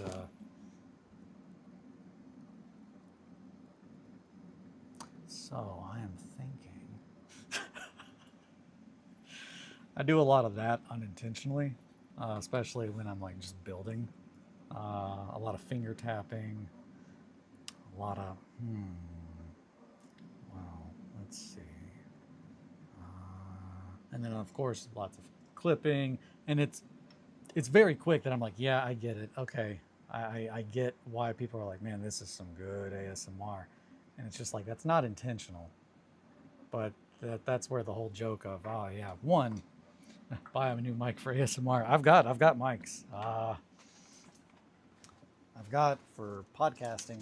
Um, I have two of these. Two of these. Fuck. Elgato. Yeah, Elgato Wave 3s. I like them because they got the little kitty face. Um, that's not why I bought them. But it did help. I'm not going to say it didn't. I was like, well, hell yeah, I want a little kitty mic. Love kitties. Fuck. Where'd that nail go? But yeah, no. Same thing with not wanting the OnlyFans, because very quickly I could see being like, well, maybe I could also just post a picture of my feet every now and then, because some people like that, and it doesn't cost me anything, and I don't really give a shit. And that's a slippery slope that I don't want to be involved in, because then I have to start thinking about it, and it's just like, yeah, I don't want to show my feet to people on the internet for them to do whatever they're going to do to it. But if I think about that for more than a couple seconds, it's just like, oh, ASMR usually uses very specific microphones. This is what we call ASMR lo-fi. Oh, fuck. See, I don't know. Again, I'm such a hermit. My experiences of what ASMR is are when it pops up and I'm like, that's not what I'm looking for. And then I kind of watch out of curiosity and I'm like, this makes me feel a way, and I feel, I don't know, not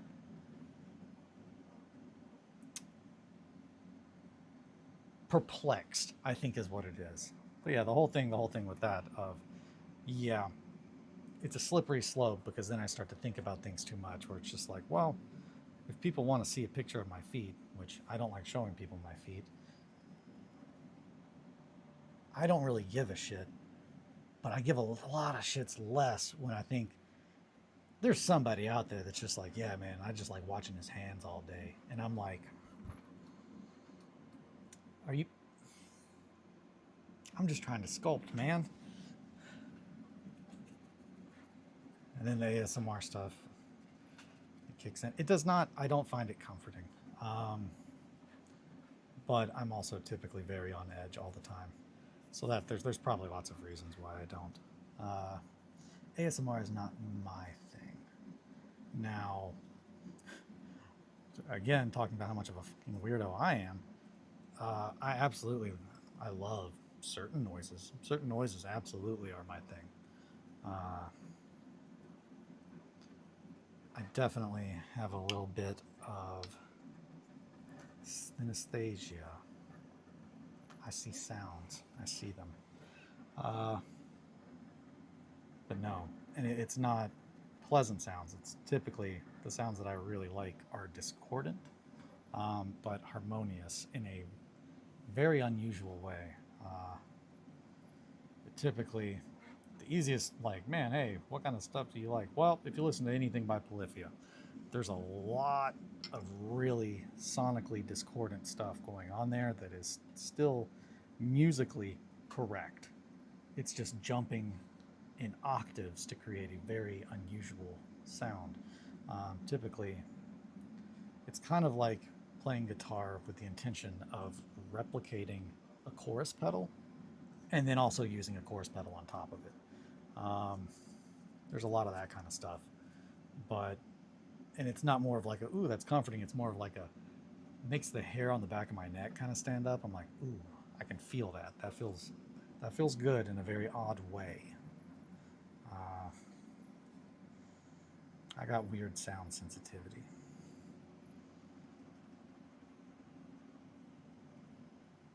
And that's my app about feeling sounds.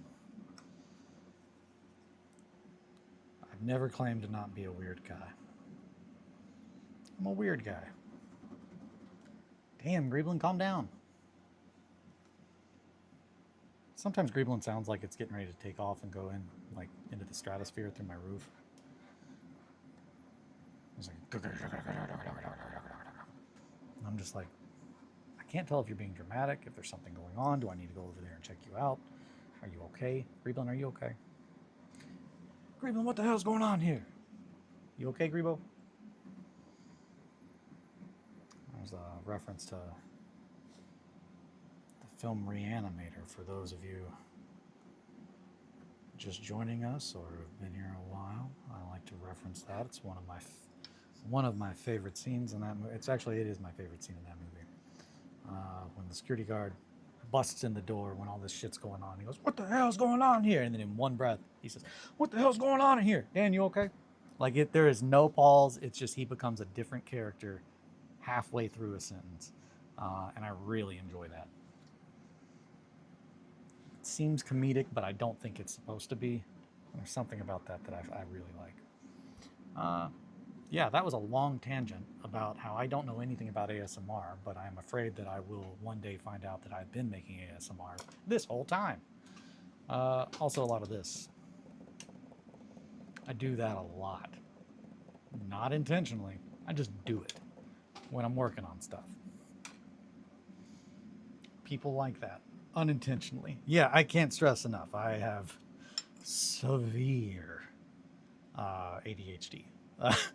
My body is perpetually thinking, trying to move, doing things, and I just let it happen. And some people like that. And you guys want to say I'm a hero, and I'll accept that.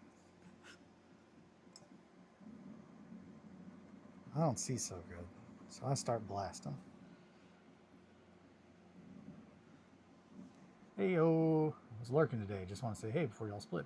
Oh, hey. Hello, JJ. No need to lurk.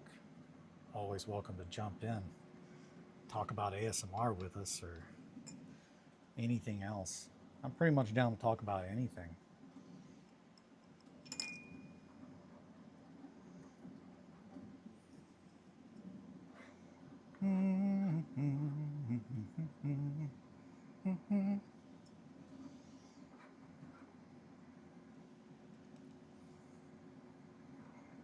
Well, most things, not anything.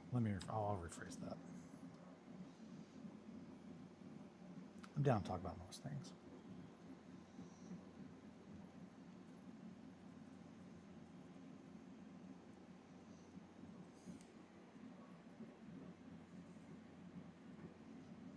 Please don't try to play the game. Let's find out what he doesn't want to talk about.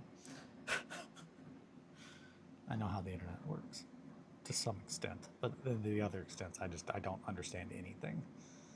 I just hermit. I did not know that there was more than one type of ASMR for that. I did not know that there was ASMR lo-fi.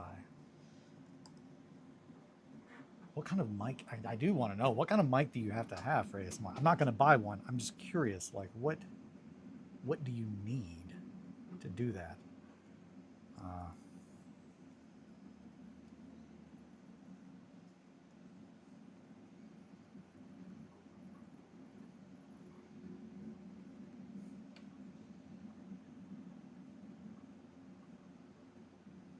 Is it like a super condensed? I would think almost like maybe a very condensed microphone. That way it really picks up exactly what you're pointing it at. That would be my thoughts. Again, not going to buy one. Well, I already have a couple. But I would think that my music mics would not be good for ASMR if it's a specific type. But again, that's not really my intention. I just like to build things.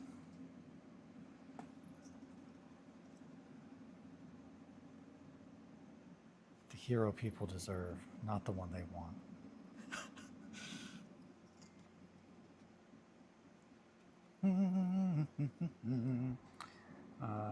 Me while taking a toothbrush and walking around the house. Hi JJ, we meet again. Object sounds ASMR usually don't do too much for me, but whispering ASMR usually does. Folks doing ASMR gives me the same feeling as furries. Something's just off. There's a few kinds. The craziest one looks like 2 ears. I hate those, especially something poking in my ears. Audio. Huh. There's a few kinds. The craziest one looks like 2 ears. Huh. JJ, you don't like furries? What do you got against furries? Well, it just depends. That's not a dunk on furries. We are kin to some extent.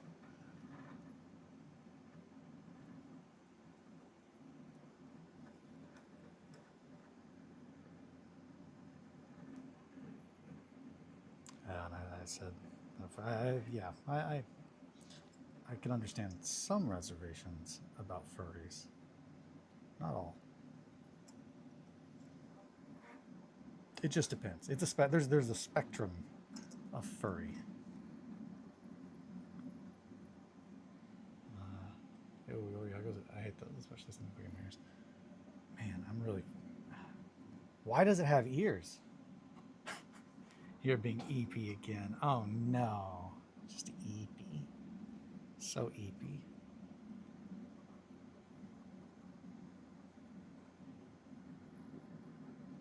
That was a mistake. Hyperfixation. It's what I'm here for, Yuri. It's what I'm here for. Furries creep me out, honestly. Huh. Now, where do you define the line of furry? Is it like the suit? Like specifically fursuit? Or even ears?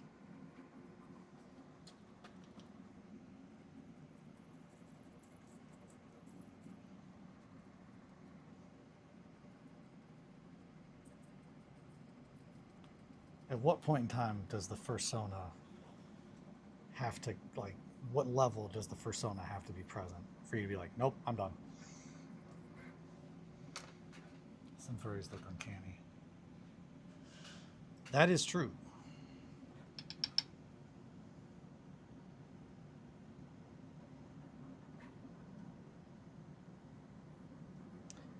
See, I guess I don't find a correlation between like ears and furries, but a lot of people do, I have discovered.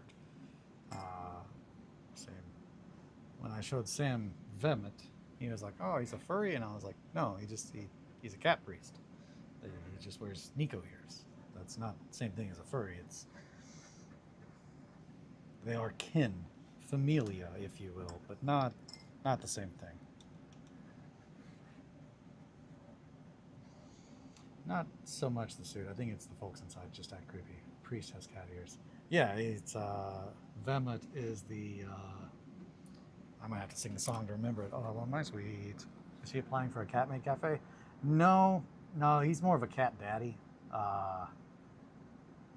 We'll leave it at that. Yeah, no, all of my 1490, I was trying to show, oh hey, you can make yourself in a game. So here's Vemet's Hammett. Vemet Hammett. Some nice ears. Nice big old lynx ears. And of course, crucifixion nails as a weapon on the end of a staff. Wham, wham. I still got to paint them. But these were made for doing little promo kind of stuff, little quick shorts. I've got a pretty good little script that I think will grab people's attention. But yeah.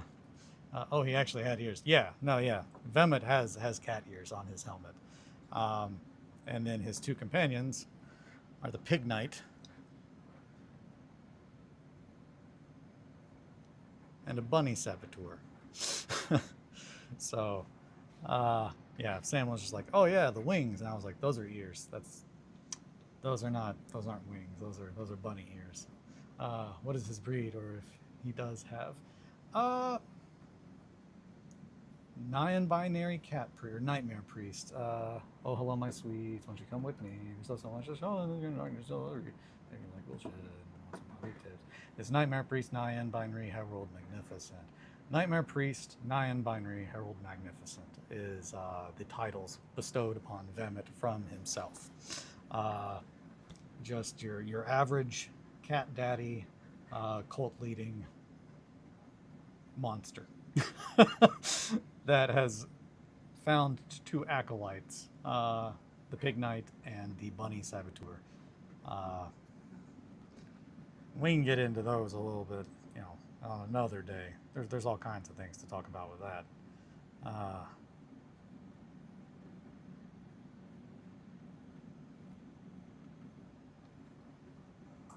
And at one point in time, I would say if anyone can guess who the Pig Knight is supposed to be an homage to, you will win something.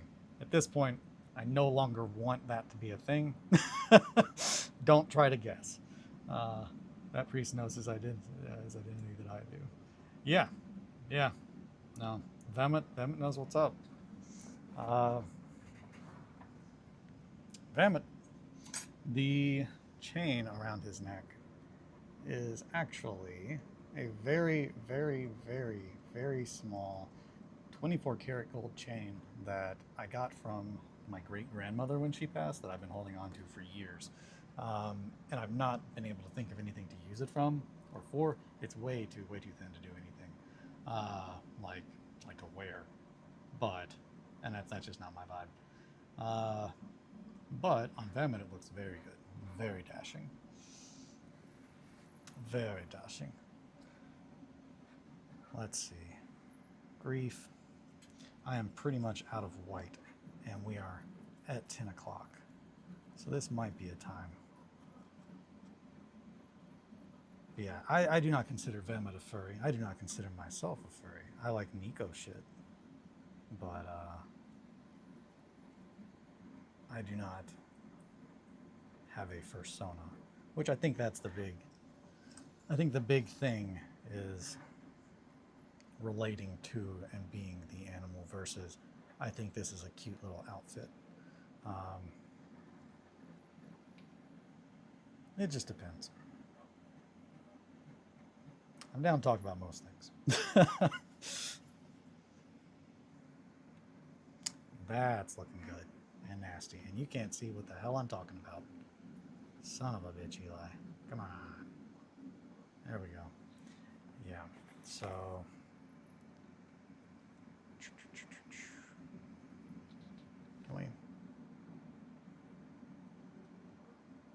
yeah, the bone modeling on there, where it's different kind of shades, kind of blending into each other with lines. It's starting to look really natural. And that's kind of like the look that I'm wanting to kind of keep for like certain parts of the bone. The skin stuff. Yeah, no, I'm really feeling it. Yeah, there's a line. I don't think we can see it with the lighting that I've got on here, but there is a line that I really like on here. That's kind of going around there. Yeah, it's just a little bit of darkness to it that I think really is going to sell this looking like bone that has little bits of vein and whatnot kind of like really pressed into it. I'm going to have to probably snip a couple of these Barbie hairs, but that is a job for another day. I did lighten up the skin some, and then I got the rest of the red and some white onto the legs. I missed the entire back of that arm, damn it. Son of a buck. But yeah. So there's that. But yeah, that's the only models that I've got that have ears on them is my Doom Company. The rest of the Doom Companies, they don't look silly. But the whole thing is Vermut is a heretical priest, which is a class from 1490 Doom. So I really kind of wanted to play with that, and it's just, yep, he's just got a cult of other animal followers. But yeah. Oh yeah, and I don't think I showed that, but the skull flail is a nod, a little homage to my favorite role-playing game, Merkborg.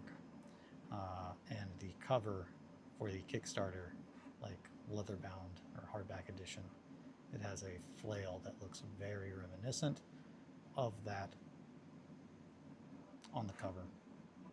So I kind of wanted to replicate that. Also, initially the pig ears were supposed to be kitty ears, but one of them got bent, and then as soon as it did, I was like, I can't unsee that that's a pig ear now.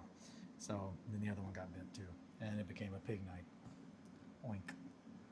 But yeah, on all that note, I think we'll probably stop here. We got a lot of progress done on grief. I showed a lot of things, showed a lot of toys, good show and tell. Do the characters have kitty ears mostly? Only, yeah, for the most part, only Vamit. None of the characters in 1490 Doom. It's 10 p.m. here too. Oh man, 10 p.m. It is 10 a.m. here, so you are 12 hours opposite. No, where the hell are all of my 1490 stuff? Where are you? Are you in here? Hey, you in here? No. Where the hell did I put all those models? I'm assuming they're sitting somewhere and I just don't see them because they are painted solid black. No. Well, that's a little puzzling and also troubling. Oh, they're right here. They're right next to me. I just got home from work. Oh, yay.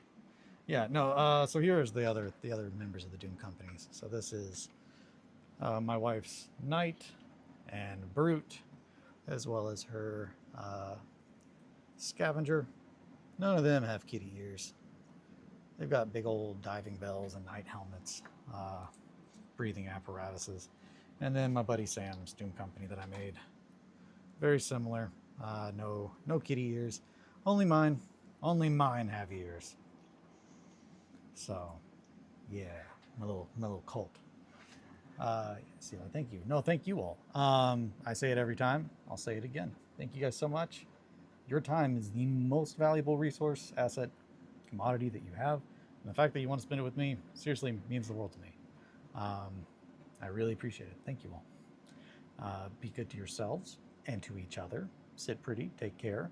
If you would like to support my work, I have a link to the fourth wall in the description, I think of the video, as well as on the main page of my channel. But until tomorrow, yeah. Oh, no problem, Yuri. Very glad to have you all here. I need to also shout out everybody in the chat. Shankly, Roz, Possum, Mowgli, Yuri, of course, JJ. I know we had another new person here. Where are they? Where are you at? I'm gonna find you. Mr. Boone, there it is. Haha. Did I leave anyone out? I think. Shout out from the goat. Oh, well, thank you. Yeah, no, thank you guys so much. Take care. I'll see you all tomorrow. Sit pretty. Have a good one. Bye, friends.